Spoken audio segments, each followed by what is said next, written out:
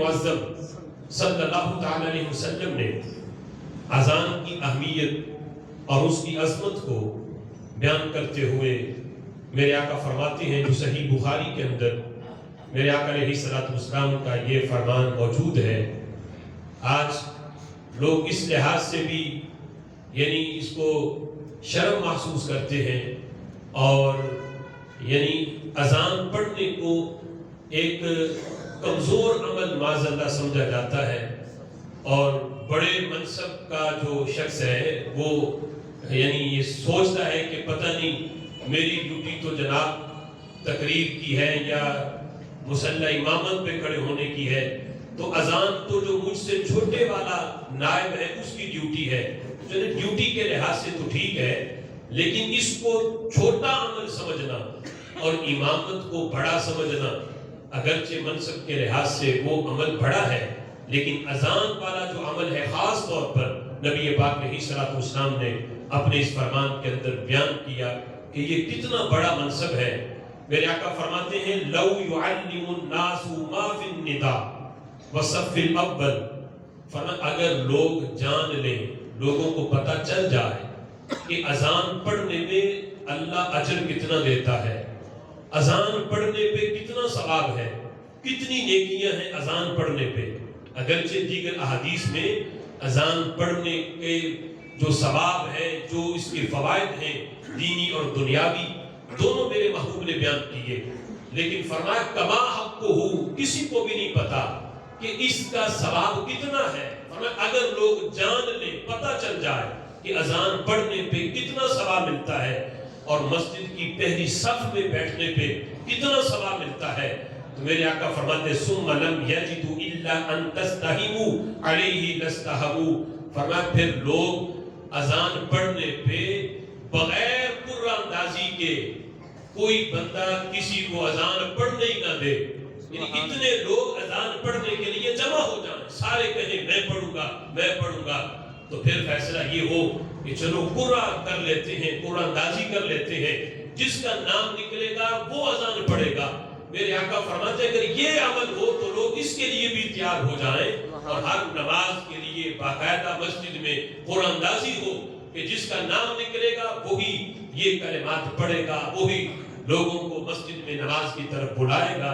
فرمایا اگر لوگوں کو پتہ چلے کہ اس پہ اجر و ثواب کیا ملتا ہے، پہلی صف پہ اجر و ثواب کیا ملتا ہے، تو پہلی صف پہ کھڑے ہونے کے لیے بھی لوگ آپس میں جھگڑا کریں اور بغیر قرآن اندازی کے، فرمایا کوئی بندہ نہ پہلی صف میں بیٹھ سکے نہ قرآن اندازی کے بغیر کوئی اذان پڑھ سکے.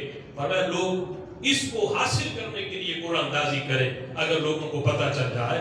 نبی مکرم شفیع معظم صلی اللہ تعالی علیہ وسلم جامع ترمذی کے اندر کی حدیث ہے، میرے آقا فرماتے ہیں ثلاثۃ یوم القیامہ علی قصیب من مسک. میرے آقا فرماتے ہیں قیامت کا دن ہوگا، رب ذوالجلال تین بندوں کو، تین قسم کے لوگ ایسے ہیں جن کو اللہ کستوری کے پہاڑ پہ ان کی سیٹیں لگائے گا. سبحان اللہ. میدان محشر اتنا پروٹوکول تین بندوں کو ملے گا.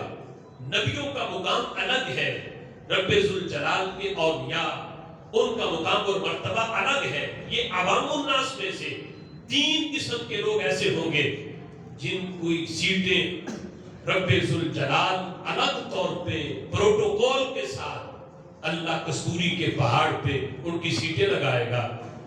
میرے آقا فرماتے وہ تین قسم کے لوگ کون سے ہیں؟ فرمایا رجل قرأ القرآن ابتغاء وجہ اللہ عز وجل. فرمایا ان میں سے پہلا بندہ وہ ہے جو قرآن پڑھے. رجل قرأ القرآن، قرآن پڑھے، قرآن یاد کرے، قرآن کو حفظ کرے، ابتغاء وجہ اللہ، لیکن نیت ہو اللہ کو راضی کرنے کی، اللہ کی رضا کے لیے.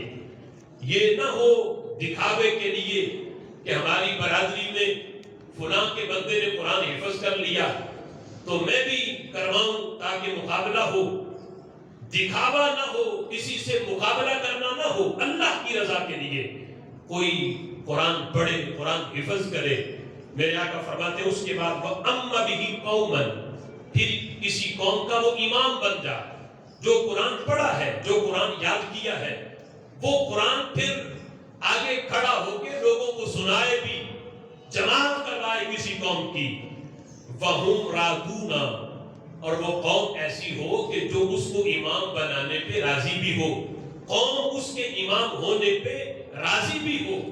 تو میرے آقا فرماتے ہیں یہ پہلا بندہ ایسا ہے کہ جس کو رب ذوالجلال قیامت کے دن کستوری کے پہاڑ پہ اللہ اس کو جگہ عطا فرمائے گا۔ سبحان اللہ۔ وَأَمَّ بِهِ قَوْمًا، کسی قوم کی امامت کرائے، رَاضُونَ بِهِ، اور وہ اس سے راضی ہو۔ اس سے کوئی یہ نہ سمجھے کہ میں تو اپنے امام کی مخالفت کرتا ہوں، اب اس کی سیٹ تو کستوری کے پہاڑ پہ نہیں لگے گی۔ تو راضی ہونے کا مطلب یہ ہے کہ امام کے اندر کوئی شرعی لحاظ سے کوئی خرابی نہ ہو، قرآن بھی ٹھیک پڑھتا ہو، شرعی مخالفت نہ ہو۔ آج تو اکثر مساجد کے اندر یوں ہے کہ جس کی گھر نہ چلے وہ آ کے غصہ امام پہ نکالتا ہے۔ تو وہ یہ مخالفت کا مطلب نہیں کہ جس کا جو ہے وہ شرعی تقاضوں دیکھے ہی نہ، محض اپنے ذاتی کہ یہ جناب اس کو دوسری پارٹی کے بندے لے کے آئے ہیں، چونکہ میرا تعلق دوسری پارٹی سے ہے تو میں نے امام کی مخالفت کرنی ہی کرنی ہے۔ تو یہ صورتحال نہ ہو۔